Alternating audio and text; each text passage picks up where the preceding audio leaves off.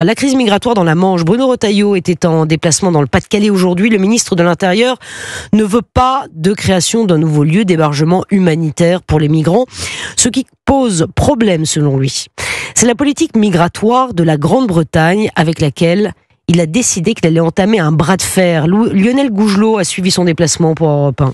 Eh bien oui, parce que selon Bruno Retailleau, l'origine de cette crise migratoire vient de l'attractivité de la Grande-Bretagne pour les populations migrantes qui ont la quasi-garantie de ne pas être expulsées quand elles parviennent sur le sol britannique. Et devant ce flux migratoire, eh bien la France ne parvient plus à gérer la frontière depuis son littoral comme l'y obligent les accords du Touquet. Alors Bruno Retailleau veut changer cette logique, une logique à bout de souffle, dit-il, forcer la Grande-Bretagne à revoir sa politique migratoire et d'accueil à travers un nouvel accord avec l'Union européenne.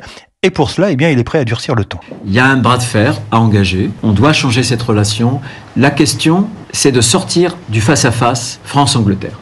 Si les choses ne progressent pas, eh bien, on dénoncera les accords du Touquet. Alors cette fermeté est globalement approuvée par les maires du littoral qui accueillaient aujourd'hui Bruno Retailleau. Reste à en voir les effets concrets selon Corinne Noël, la maire de la commune de Marques près de Calais. On attend de voir comment vont se passer les prochaines réunions avec les Anglais. Mais au moins aujourd'hui, ils s'engagent à pouvoir dénoncer ces accords. Donc c'est déjà un point positif de voir qu'il est prêt à aller au bras de fer. Ce qui est sûr pour les élus et le ministre, c'est qu'avec 72 morts dans les traversées clandestines de la Manche depuis le début de l'année, la situation est devenue intolérable.